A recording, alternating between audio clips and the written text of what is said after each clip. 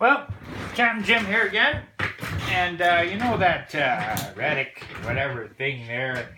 I did a video one time about Big Jesse. I think it was Big Jesse. I think it was Big Jesse. And anyway, he said you had to make something, make a tool. Well, I've made quite a few tools in my time here. Now I made this nice tension wrench here for Americans with, and it's you can tell up close here. It's got angled cuts on it so that the sharp edge bites in the keyway to make it hold nicely. That's one thing I built. I built a whole bunch of picks and stuff, but today I was after an Abus bypass tool. This is Abus 7240 that I pinned up with zero bitted when I got it. And of course, it's too tough for me to pick because I threaded the chambers and I did a bunch of stuff to it, serrated everything. And well, then there was, I bought this Abus bypass tool. And of course, I stuck it in the lock and wiggled it around and stuff, and it promptly spun. And I sent it back to Sparrow as junk. And then I did see on the internet somebody used one of these things there, so I did a little bit of tweaking and grinding, and you know what? It works. It's a little flimsy because it ain't much. Work it in there. See if I can get it to go now. I suppose it's be just like a picking video. It won't work now that the camera's on. Get it right in there. And she pops her open.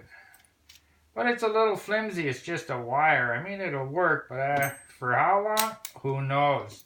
So I took this nice piece of, what was a flag, a Dumpellock flag, one of the big thick ones from this Dongshi or Donghu Honest set here, you know, that came in the glass case there. All the nice pretty handles and everything. I don't have any Dumpellocks yet. And so there's quite a few candidates in here that work real good as a base starting point to modify such a tool. So let's put those aside. And look at that. Look at that. And now she's pretty skookum too. There's no twisting, flexing on the end of that thing there.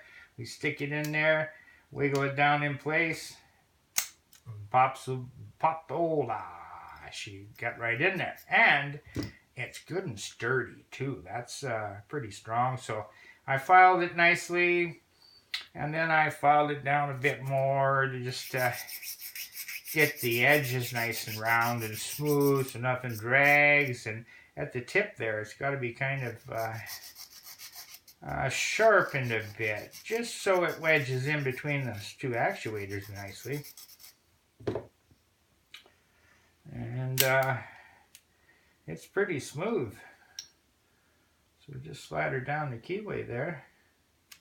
Little wiggles, push it in. You got to wait till it finds its way in there. Get in about about 1/8 of an inch and pop.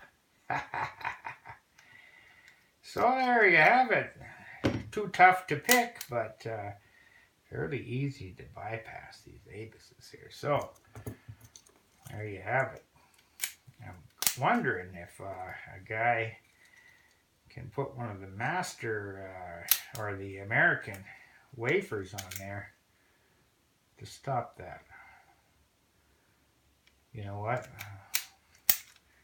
Not a very long video so far, so, oh yeah, but it's key retaining, so what are we going to do?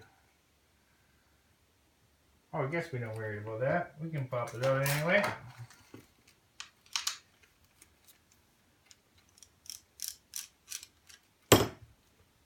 Yeah, pop the core out. It does have their own kind of ring there. I don't know what that's for. I think that's just to keep that thing in, so it doesn't go too far or something. But looks to me like it would take one of those protectors. I just don't happen to have one available. I put the last one in my blue Master Lab there, or blue American. So next time I get some of those wafer plates, I'll investigate, see if we can't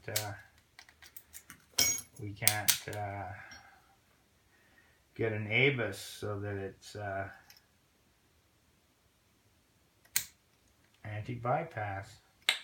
Well, there you have it, kids. Captain Jim come up with a tool. That means that there's some kind of a ranking there on that Reddick there that I should be able to claim I'm some kind of a lock picker, I think. There you have it. Peace out, kids.